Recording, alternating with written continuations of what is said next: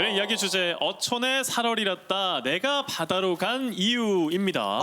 이분들이 왜 바다로 갔을지 이야기 궁금하시죠? 그럼 먼저 이 이야기부터 해봐야 될 것 같아요. OX로 여러분에게 이야기를 한번 질문을 바로 드리겠습니다. 네. 자, 질문 드릴게요. 나는 고향 바다로 돌아갔다. 고향으로 귀여했다. 맞으면 동그라미 아니면 가위표를 들어주십시오. 하나, 둘, 셋. 자, 윗줄은 다 동그라미고 아랫줄은 다 가위표입니다. 야, 진짜 고향도 아닌데 그러면은 바다로 가신 분들이 지금 아랫줄에 쫙 앉아 계신 거잖아요. 우정민 씨는 지금 계신 곳이 고향이 아니라는 거죠? 네, 맞아요. 어떻게 가시게 되신 거예요? 네, 저는 원래는 부산 사람인데 부산에서 원래 디자인을 전공해서 광고 디자이너로 제가 일을 했거든요. 이러고 오늘 의상은 디자이너야. 예. 어깨가 지금 한껏 넓어져 있어요. 그런데 제가 이제 신랑을 만나면서 신랑 직장을 따라서 거제도로 이사 왔고 그렇게 해서 이제 새 아이를 출산하면서 제가 이렇게 가정주부로 이렇게 살았는데요. 신랑 회사가 조금 어려워지면서 제가 조금 가게에 도움이 되고자 아르바이트를 했거든요. 네, 그때 아르바이트를 했는데 그때 또 당시에 친한 언니가 그때 당시에 갑자기 아르바이트 말고 내랑 같이 해녀 물질하러 가자. 갑자기? 아니, 해녀- 물질하는 언니가 있었어요? 아니요, 같이 해녀라는 게 거제도에 있다고 같이 배우러 가자는 거예요. 근데 저는 그 당시에 수영을 단 한 번도 배워본 적이 없고 어머나. 그 바다에 놀러 가더라도 발만 이렇게 담그는 사람이었거든요. 근데 그냥 가자고 했을 때 그냥 돈이 된다니까 막연하게 그냥 갔어요. 근데 그때 당시에는 해녀분들이 굉장히 연세가 있으시고 하다 보니까 선주님이 굉장히 저를 좋아해 주시더라고요. 근데 그게 진짜 쉽지 않다는 거를 출근 첫날부터 느꼈어요. 왜요? 네, 모든 게 고못 입는 것부터 그치. 뭐 태왁 뭐 매는 거 만드는 거 모든 게 다 쉽지 않더라고요. 아니, 제가 한번 그 해녀복 입으려고 해봤는데 네. 이거 그냥 다 푹푹 찢어지더라고요. 네. 입는 것도 쉽지 않잖아요. 되게 맞아요. 어렵던데. 첫날부터 그랬어요. 어머나. 네, 그런데 저는 수영을 못했고 하지만은 제가 잠수를 하면서 느꼈어요. 제가 이게 천직이구나. 저는 다른 사람에 비해서 수압을 잘 못 느끼더라고요. 네, 근데 그래서 만약에 이런 거를 좀 어렵고 힘든다는 거를 네. 알았으면 도전을 하셨을 것 같아요. 사실 알았으면 도전 안 했을 것 같은데 사실 모르겠어요. 근데 저는 첫날에 힘들지만은 육체적으로 힘들지만은 그 바닷속을 본다는 게 제 인생의 처음이어서 너무 행복하더라고요. 이 약간 바닷속이 다른 일반 사람들을 못 보잖아요. 그 미지의 세계를 보는 느낌?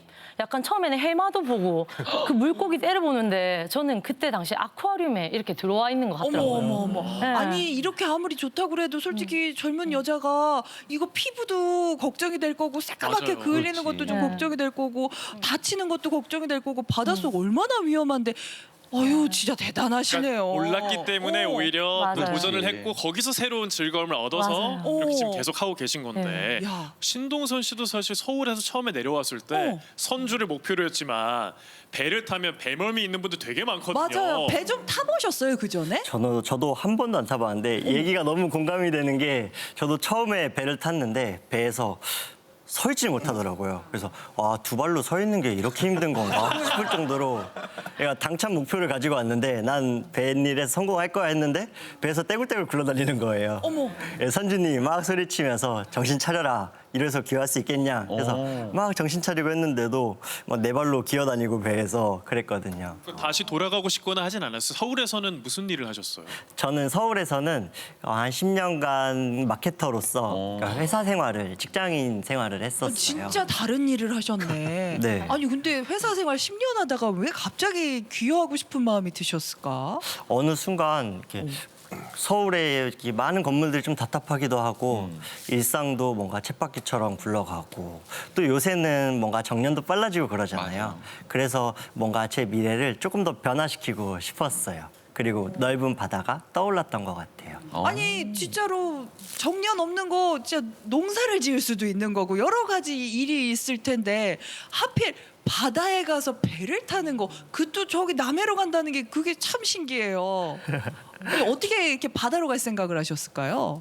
처음에는 무작정 한번 도전을 해보자 그래서 회사도 무작정 퇴사하고 어머나. 무작정 섬으로 들어가 버렸어요. 그래서 한 달 동안 생각을 해서 내가 이 섬을 나가서 다른 회사로 면접을 보면서 현재처럼 살지 아니면 바다에서 새로운 삶을 살지 결정해보자 했는데 한 달간 바닷가에서 바라보는데 어부분들이 정말 성실하게 일하는 거예요.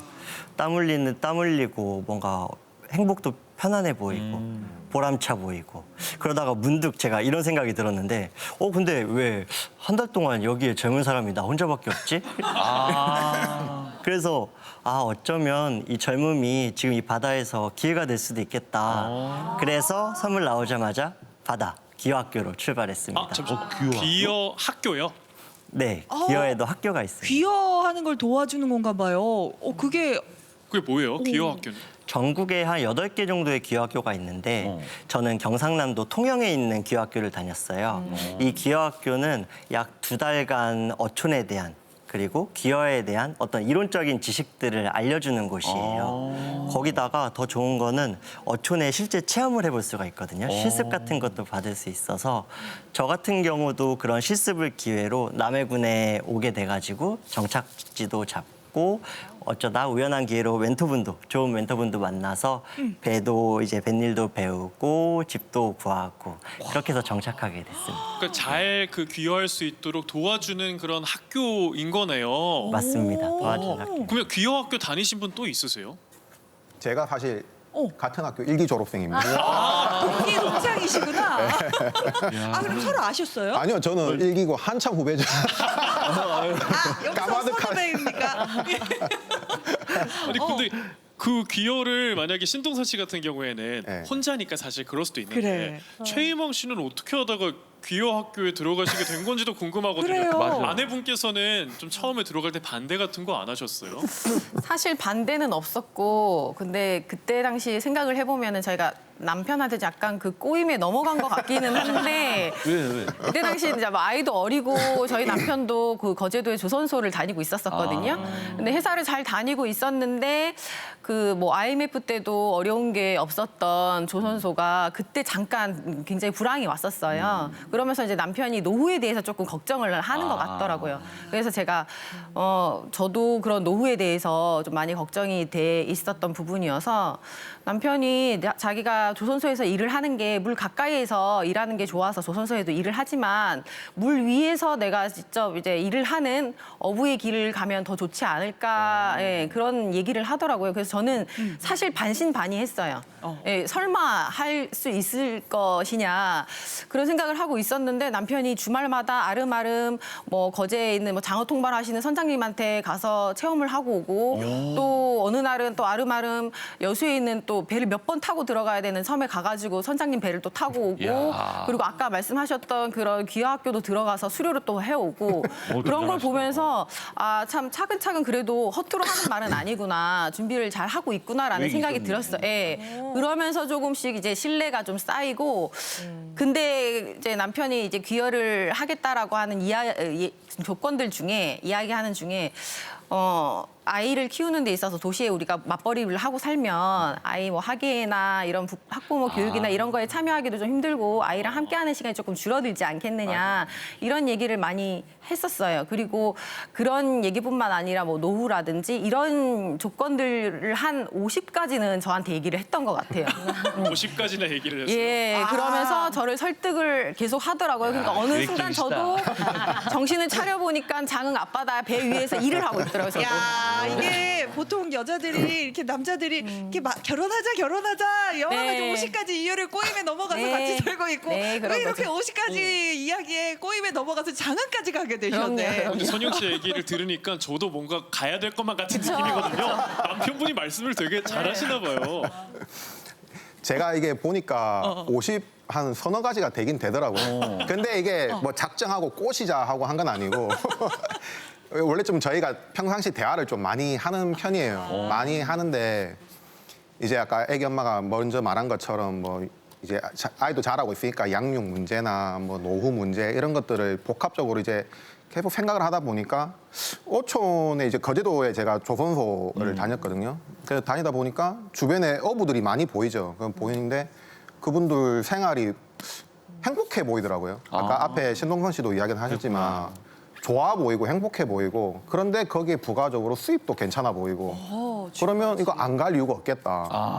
아니, 그런 그러면은 부분들을 이야기했습니다. 이게 배 타야 되잖아요. 저는 배가 좋아도 배멀미가 너무 심해서 탈 수가 없어요. 신동선 씨도 아까 예. 배멀미가 있다 그랬었는데 두 극복이 발로 설 되잖아요. 수가 없다. 희망 씨는 어때요? 저는 근데 진짜 아까 저 뭐 정민 씨도 뭐 몸이 타고났다 하지만 저도 좀 그런 것 같은 게 다행히 애기 엄마도 좀 그러고 멀미라는 걸 저희는 전혀 안 둘 해요. 다요? 저는 해군도 없으세요? 바다가 좋아서 해군을 또 나왔는데 오, 천직이네. 해군에 이제 저 배를 탔는데 배를 타면 참 신입이 들어오면 일부러 험한 바다에 막 다닙니다. 갖고 아이들 좀 적응하라고. 근데 뭐 얘네도 장교분들 배멀미가 쓰러져도 뭐 저는 멀쩡하고. 얘나도 배멀미가 네. 없어요. 예, 뭐 저희 자식이라서 그런가. 야, 이분 유전이네. 진짜 그냥 천상 배 탈 수 있는 집안이었네요.